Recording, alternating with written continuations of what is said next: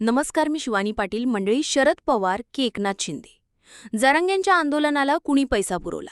जरांगेंच्या ताफ्यात petrol diesel कुणी टाकलं? उद्धव ठाकरे आणि शरद पवारांकडून मनोज जरांगे पाटलांना मदत झाली का? असे कितीतरी प्रश्न मनोज जरांगे पाटलांच्या आंदोलनावरून अनेकांनी विचारले.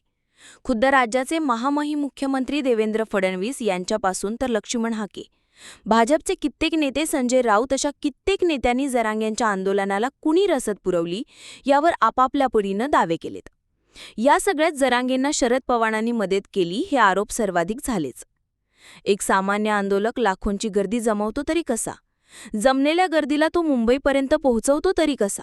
लोकांच्या जेवणाचा, राहण्याचा, खाण्याचा खर्च करतो तरी कोण? एखाद्या मंत्र्यालाही लाजवेल असा जरांगेंचा ताफा असतो.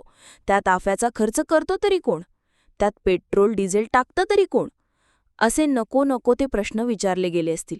त्यावर वेगवेगळ्या तर्क लढवले गेलेत. पण या दाव्यांमध्ये खरंच कितपत सत्यता आहे?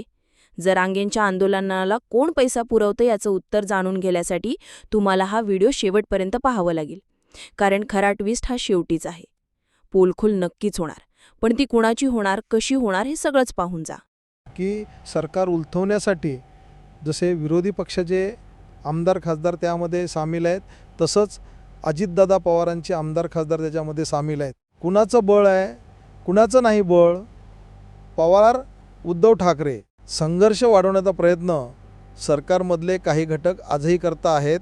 258 कोटी हा आकडा 2022 ते डिसेंबर 2024 या काळात पंतप्रधान नरेंद्र मोदी यांच्या परदे दौऱ्यांवर खर्च झालेल्या पैशांचा.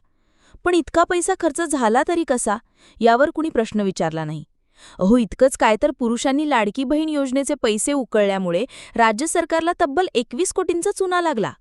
पण तरीही यावर कुणी बोलल्याचं दिसून येत नाही. पण एका आंदोलनाकडे इतका पैसा येतो कुठून? त्याला कुठल्या राजकीय पक्षाचा पाठिंबा आहे का?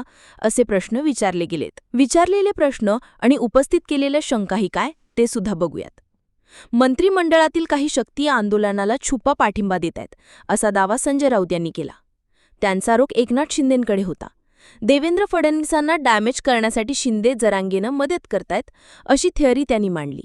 बरं, ज्या संजय राऊतांनी एकनाथ शिंदेंवर आरोप केलेत त्याच संजय राऊतांच्या पक्षावरही गुणरत्न सदावर्ते यांनी आरोप केलेत. गुणरत्न सदावर्ते यांच्या मते जरांगे पाटलांना उद्धव ठाकरे आणि शरद पवार यांनी रसद पुरवली. बरं, काँग्रेसनेही जरांगेंना रसद पुरवल्याचे आरोप झालेत. लक्ष्मण हाके यांच्या मते अजित पवारांच्या आमदारांनी जरांगेंना रसद पुरवली.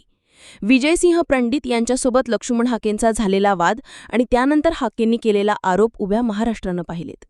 संजय राऊतांच्या दाव्यानुसार शिंदेंनी फडणवीसांना डॅमेज करण्यासाठी जरांगेंना रसद पुरवली.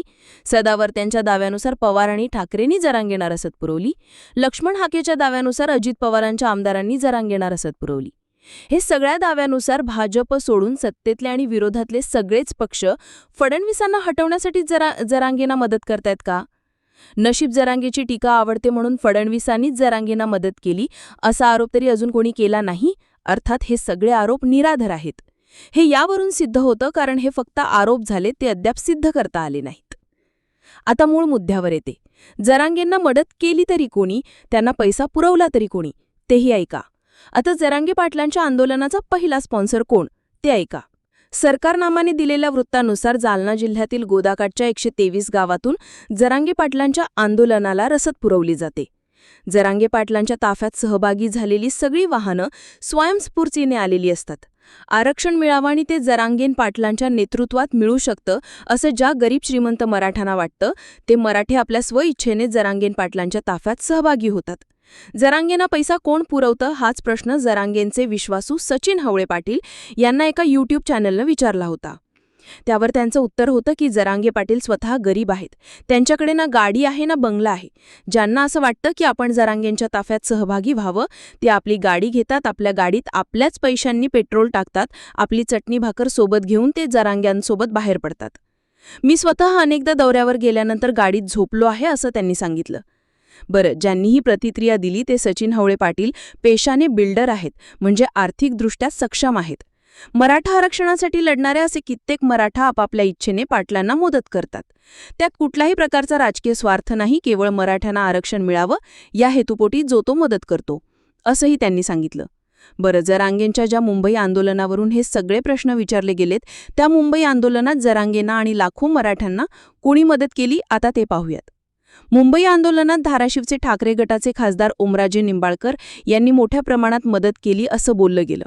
यावर ओमराजे निंबाळकरांनी अधिकृतपणे पोस्ट करत हे सगळे आरोप फेटाळून लावले. आपण जरांगेंना मदत केली नाही, न केलेल्या कामाचं क्रेडिट घेण्याची सुद्धा आपल्याला सवय नाही, असं त्यांनी स्पष्ट सांगितलं. आंदोलनाच्या पहिल्या दिवशी मुंबईत आलेल्या मराठ्यांना रात्री उपाशी झोपावं लागलं. रस्त्यावर, फुटपाथवर रात्र काढावी लागली. बरं, जरांगेंच्या आंदोलनाला जर कोणी फंडिंग केली असती